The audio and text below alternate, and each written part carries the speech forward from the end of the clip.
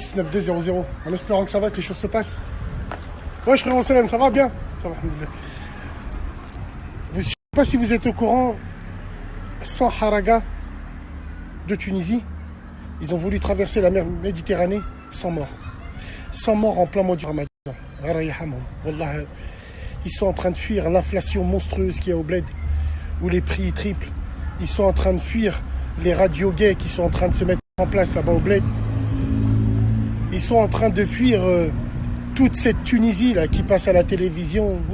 Tunisif, Beverly Hills. En gros, ils sont en train de fuir toute la nouvelle Tunisie, Tunis.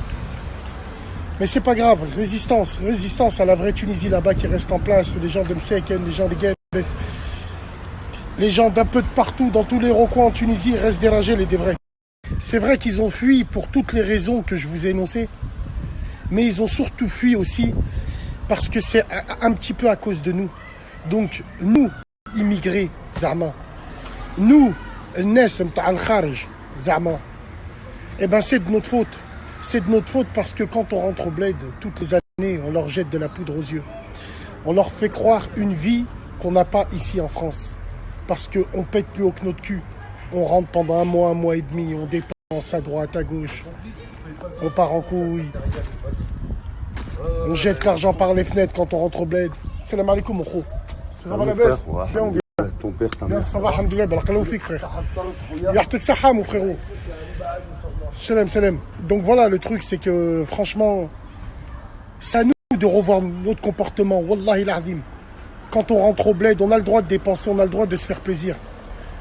Mais de là à leur faire miroiter une vie qu'ils n'auront jamais, non. Donc voilà, aujourd'hui, le constat, il est terrible, mesdames et messieurs. Wallah l'azim, il est terrible. Donc c'est à nous, immigrés déjà, de revoir notre copie. Quand on rentre au bled, d'être un peu plus modeste. Hein. Ne pas péter plus haut que son cul, parce que eux, là-bas, c'est la misère. Wallah l'azim, c'est la misère. Et ça, à part fuir, qu'est-ce que tu veux faire d'autre? Voilà, bref. Certains diront la Tunisie c'était mieux avant, quand il y avait Ben Ali, d'autres ils diront non, bon. Chacun a sa position dessus, mais là aujourd'hui, regardez dans quelle merde mes frères Tounes se sont. Et ça c'est un truc de fou. 100 personnes, 100 corps qui flottent dans l'eau comme ça. 100 familles plongées dans le désarroi, 100 mamans où la quête d'Amtera, elle va se...